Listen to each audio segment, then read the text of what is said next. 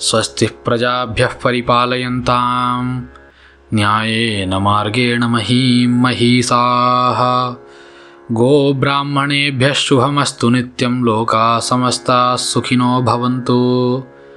काले वर्षतु पर्जन्यः पृथिवी सस्यशालिनी।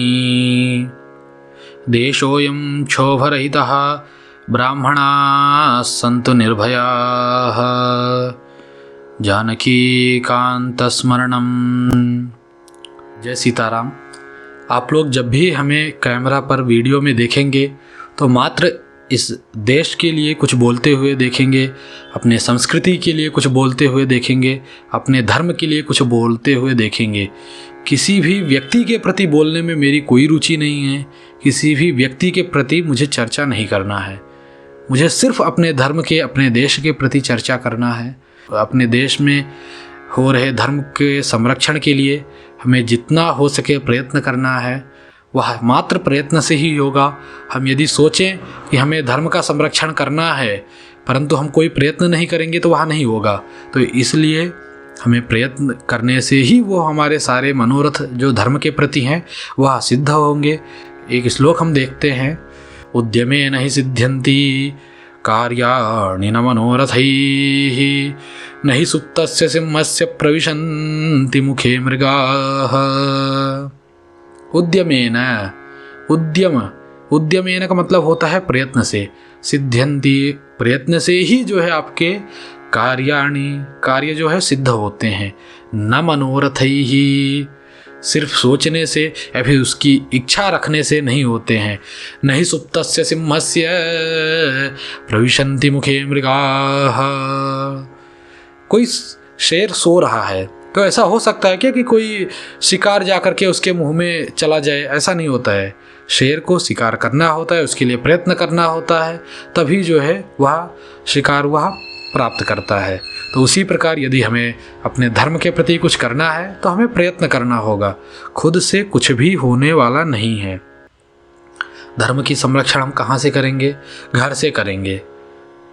ये ऐसा नहीं है कि हमें धर्म करना है जाकर के बहुत सारा दान देना है, बहुत सारे लोगों को सहायता करना है, वह सब धर्म है। लेकिन वह सब आप कब करेंगे? आप घर में नहीं कर पा रहे हैं।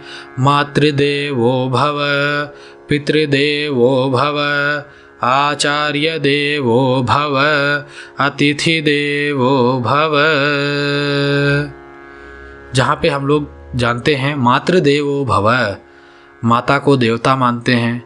पितृदेवो भव, पिताजी को जो है परमेश्वर मानते हैं, देवता मानते हैं।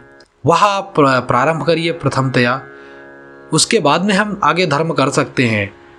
घर पे माता पिता वृद्धाश्रम में हैं और हम आगे जाकर के जो है दान कर रहे हैं, कोई मतलब का नहीं है आपके दान।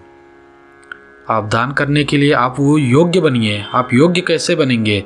माता पिता की सेवा करिए, धर्म कार्य में निरत रहिए।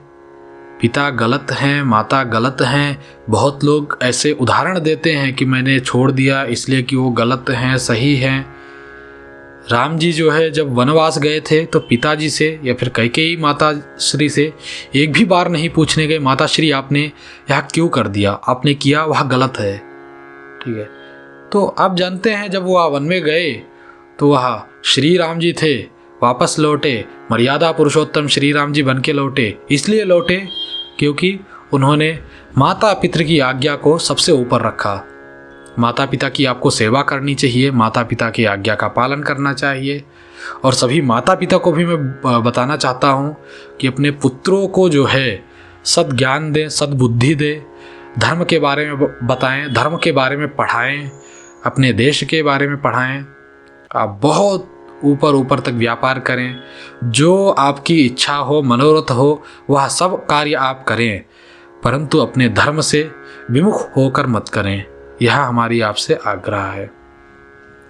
आचार्य देवो भव, इस देश में गुरु फिर टीचर, उनको भी जो है देव के रूप में माना जाता है, पूजा जाता है।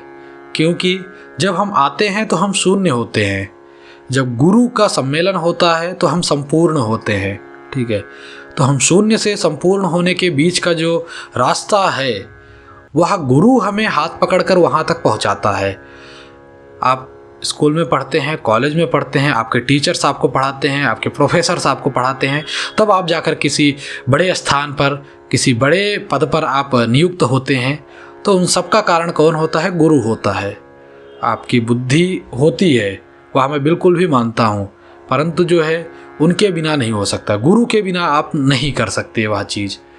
तो इसीलिए गुरु को भी हमें जो है देवता मानना चाहिए, गुरु की आज्ञा का पालन करना चाहिए। गुरुजी दंड देते हैं तो उसको जा कर के अब के जो बच्चे हैं घर पे बताते हैं, घर वाले गुरुजी से झगड़ा करते हैं, लड़ाई करते हैं, बच्चों को मार कैसे दिया आपने। वह दंड एक प्रक्रिया है पाठ का। बच्चों को कैसे पढ़ाना है, कब पढ़ाना है, वह सामने वालों को पता है। आप उनके भरोसे छोड़ दिए हैं तो वह अपने तरीके से उनको पढ़ाएंगे।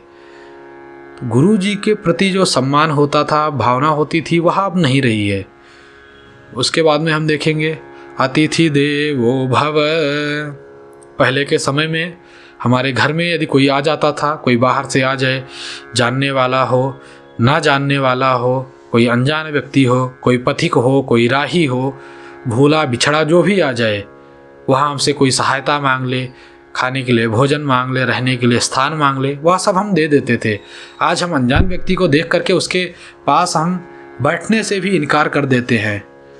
समझ में नहीं आता, बहुत सब बदल गया है। मैं समझ सकता हूँ कि अभी विश्वास करने लायक नहीं रह गया है सभी जगह पर, परंतु कोई साधु है उसको तो आप जो है अच्छे से अतिथि सत्कार कर सकते हैं। हमारे कोई रिश्तेदार आ रहे हैं, रिश्तेदार आते हैं तो अब बोझ क्यों लगता है आप लोगों को? उनका सम्मान करिए, वो अतिथि हैं आपके। अतिथि का सत्कार करना आपको सीखना चाहिए। अतिथि जो है देव होते हैं। चारों को देव बताया गया है हमारे शास्त्रों में, माता पिता गुरु अतिथि, ये सभी देवता समान हैं। ये सब इसलिए बताया जाता है कि आप अपने आप को बहुत बड़ा, आप घमंडी आप ना हो, आपके अंदर अहंकार ना आ जाए, इसीलिए ऐसा सब कराया जाता था। आपके पास बहुत बल है, परंतु जब कोई अतिथि आता था तब उसका पाँव धुलना आपका जो है संस्कार होता था। क्यों होता था? वह अतिथि है, उसका मैं स्वागत या फिर सेवा कैसे करूँगा? यदि मैं ज़्यादा बलशाली हूँ, ज़्यादा धनवान हूँ, मैं नहीं सुनूंगा किसी का, तो उसका सत्कार मैं नहीं कर सकता हूँ। जब आते ही मैं उसको प्रणाम करता हूँ, साष्टांग नमस्कार करता हूँ, उसके पाँव धोता हूँ, तब अंदर भावना आता है मैं छोटा हूँ। और मैं आपको सदैव बताऊँगा, अगर आपको कुछ सीखना है, कुछ पाना है, कुछ करना है बड़ा जीवन में, छोटे बनकर रहिए। छोटे बनकर रहने में बहुत फ़ायदा है आपका। बड़े बनने में कुछ नहीं है। आप बड़े बनते हैं आप, वो आपने बहुत बार वह कहावत सुनी होगी, आप ऐसे कमरे में रहिए जहाँ पर आप सबसे कम पढ़े लिखे हों। आप ऐसे जगह पर हैं जहाँ आप सबसे ज़्यादा विद्वान हैं, फिर आप आगे नहीं बढ़ सकते हैं। तो हमेशा आप छोटे बन के रहिए। इसी प्रकार आप जीवन में धर्म कार्य को करने के लिए प्रयत्न करिए। धर्म कार्य करना हमारे जीवन में अति आवश्यक है। हम लोग जो है संस्कृत शाला के माध्यम से अभी प्रयत्न कर रहे हैं यथाशक्ति कि लोगों तक धर्म के बारे में बात पहुंचाया जाए, अपने संस्कृति के बारे में बताया जाए, लोगों को इस देश के बारे में बताया जाए। इस देश के बारे में लोग जानते ही क्या हैं। आजकल के बच्चे किताब पढ़ने लग जाते हैं, ऐसी ऐसी किताबें पढ़ते हैं जिसका जीवन में कोई उपयोग नहीं होता है, तो वह कहाँ से जानेंगे? उनके पास समय नहीं है। यह सारा कर्तव्य माता पिता का है। माता पिता को अपने बच्चों को जो है वह संस्कार देना चाहिए, वह ज्ञान देना चाहिए।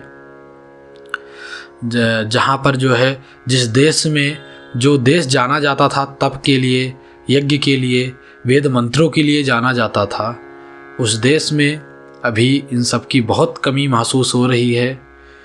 तो इसीलिए मेरा आप सबसे निवेदन है, आग्रह है कि आप सब जो है इस देश के लिए, इस धर्म के लिए अपने पैर आगे बढ़ाइए। साथ में मिलकर जो है इस धर्म की संरक्षा करेंगे। इस संस्कृति की, सनातन संस्कृति की संरक्षण करना हमारा परम कर्तव्य है। तो इसीलिए मैं आप सबसे विनम्रता पूर्वक निवेदन करता हूँ कि आप सब हमें सहयोग करिए। संस्कृत शाला में जो है हम प्रारंभ कर चुके हैं। देखते हैं श्री भगवान के आशीर्वाद से कितना दूर तक हम लोगों तक अपनी बहुत बातों को पहुंचा सकते हैं। जय सीताराम।